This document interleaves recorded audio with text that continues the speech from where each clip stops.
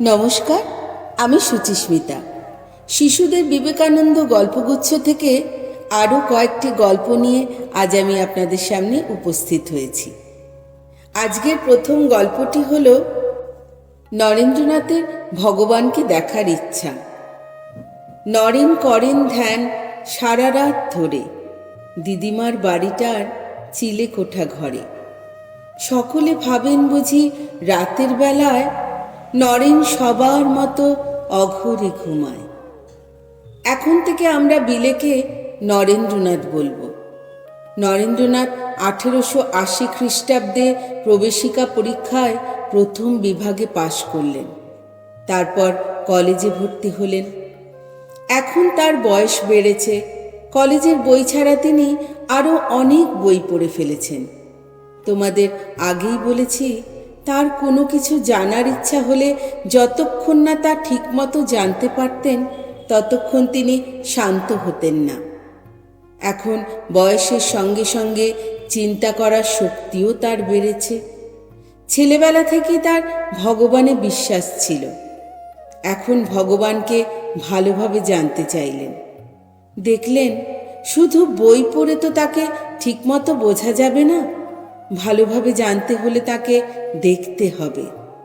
তাই ভগবানের দেখা পেতে গেলে যা যা করতে হয় নরেন্দ্রনাথ তা সবই করতেন। সব সময় সত্য কথা বলতেন, ফুলের মতো পবিত্র থাকতেন। ছেলেবেলায় তিনি ধ্যান ধ্যান খেলা করেছেন। এখন সত্যি সত্যি মুনি ঋষিদের মতো ধ্যান করতে লাগলেন। পড়ার ঘরে একা থাকতেন, প্রায় ঘুমোতেন না, সারা রাত ধ্যান করতেন, ভগবানের কথা ভাবতেন। সবাই ভাবত পড়াশোনার সুবিধা হবে বলে তিনি একা থাকেন। ভগবানের কথা যতই ভাবতে লাগলেন তার ওপর মনের টান ততই বেড়ে চলল। ভগবান লাভ করার জন্য তিনি ব্যাকুল হয়ে উঠলেন। আজকের দ্বিতীয় গল্পটি হল শ্রী রামকৃষ্ণদেবের সঙ্গে প্রথম সাক্ষাৎ। ঠাকুর শ্রী রামকৃষ্ণ এলেন যেদিন, সুরেশ বাবুর বাড়ি নরেন সেদিন প্রথম দেখিল তারে, শুনাইল গান। গান শুনে ঠাকুরের জুড়াইল প্রাণ। সব বিদ্যা শেখার জন্যই একজন শিক্ষক বা গুরুর দরকার হয়। এমন লোক দরকার যিনি শেখাবার বিষয়টা খুব ভালোভাবে জানেন। তেমনি ভগবানকে পেতে হলেও একজন গুরু চাই, যিনি নিজে তাকে পেয়েছেন, তাকে দেখেছেন। নরেন্দ্রনাথ সেই রকম একজন লোক খুঁজতে লাগলেন। যে কাশী গেছে, কাশী দেখেছে, সেই তো কাশী সম্বন্ধে কথা বলার এবং সঙ্গে করে কাশী নিয়ে যাওয়ার উপযুক্ত লোক। তাই ধার্মিক লোক দেখলেই নরেন্দ্রনাথ প্রশ্ন করতেন, আপনি ভগবানকে দেখেছেন? কিন্তু হ্যাঁ দেখেছি এরকম সোজা উত্তর কারো কাছে পেলেন না। শেষে একদিন মনের মতো গুরু খুঁজে পেলেন। শ্রী রামকৃষ্ণদেবের সঙ্গে তার দেখা হলো। শ্রী রামকৃষ্ণদেব ভগবানকে দেখেছিলেন। এই তোমরা যেমন তোমাদের মা বাবাকে দেখো, ঠিক তেমনিভাবে দেখেছিলেন। মা বাবা তোমাদের সঙ্গে কত কথা বলেন, তোমাদের কত আদর করেন। শ্রী রামকৃষ্ণের সঙ্গে ভগবানও সেভাবে কথা কয়েছেন, তাকে কত স্নেহ করেছেন। এমন আপনার করে ভগবানকে যিনি পেয়েছেন তার মতো গুরু আর কোথায় পাওয়া যাবে? কলকাতায় নরেন্দ্রনাথদের বাড়ির কাছে এক বাড়িতে শ্রী রামকৃষ্ণদেব একদিন এসেছিলেন। নরেন্দ্রনাথ সেখানে তাকে গান শোনাতে যান। নরেন্দ্রনাথ খুব ভালো গাইতে পারতেন। শ্রী রামকৃষ্ণদেবের সঙ্গে নরেন্দ্রনাথের এই প্রথম দেখা হয়। শ্রী রামকৃষ্ণদেব তাকে একদিন দক্ষিণেশ্বরে যেতে বললেন। তিনি তখন দক্ষিণেশ্বরের কালীবাড়িতে থাকতেন। পরের গল্পটি হল দক্ষিণেশ্বরে। নরেন সুধান এসে ঠাকুরের কাছে, ভগবান দেখেছেন? ভগবান আছে? ঠাকুর বলেন, তোমাকে দেখছি যেমন, তার চেয়েও স্পষ্ট তাঁরে করেছি দর্শন। নরেন্দ্রনাথ দক্ষিণেশ্বরে গেলেন একদিন। তাকে আসতে দেখে শ্রী রামকৃষ্ণদেব খুব খুশি হলেন। কত কথা বললেন, কত আদর করলেন, নিজের হাতে মিষ্টি খাইয়ে দিলেন। ওই দিনই নরেন্দ্রনাথ তাকে জিজ্ঞাসা করলেন, আপনি ভগবানকে দেখেছেন? শ্রীরামকৃষ্ণদেব বললেন, হ্যাঁ দেখেছি। তোমাকে যেমন দেখছি তেমনি স্পষ্টভাবে দেখেছি। যদি চাও তোমাকেও দেখাতে পারি।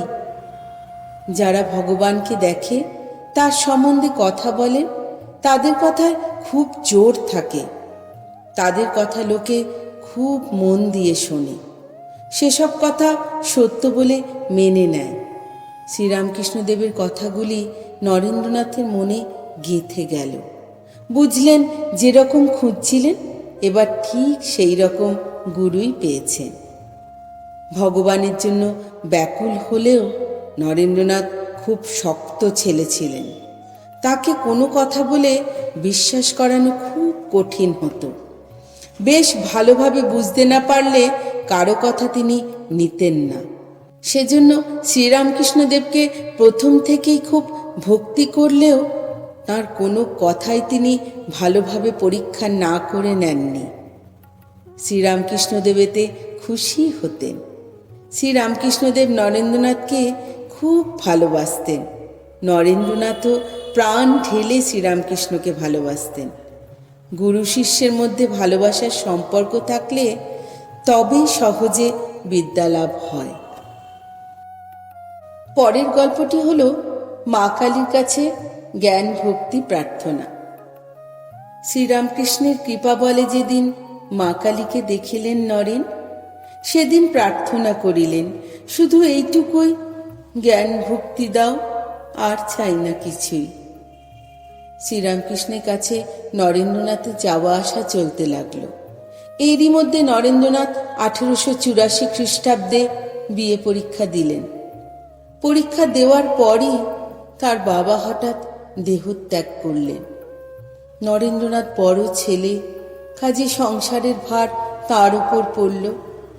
বিশ্বনাথ দত্ত অনেক টাকা রোজগার করেছিলেন, কিন্তু কিছুই রেখে যেতে পারেননি, বরং প্রচুর ঋণ ছিল।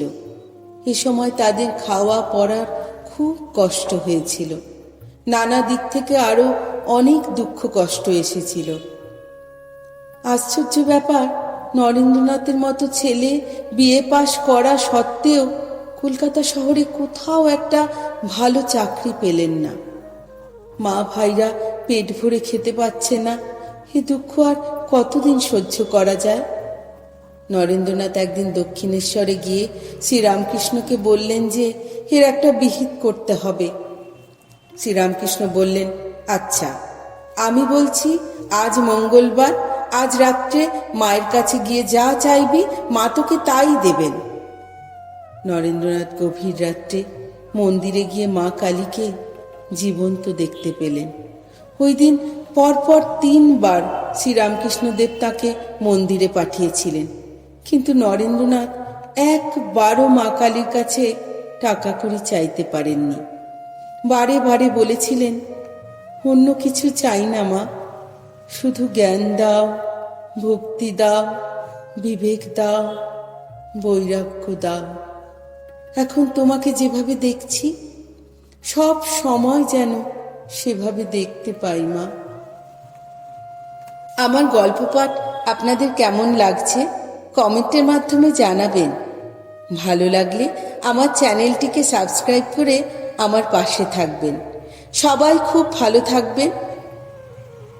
ধন্যবাদ।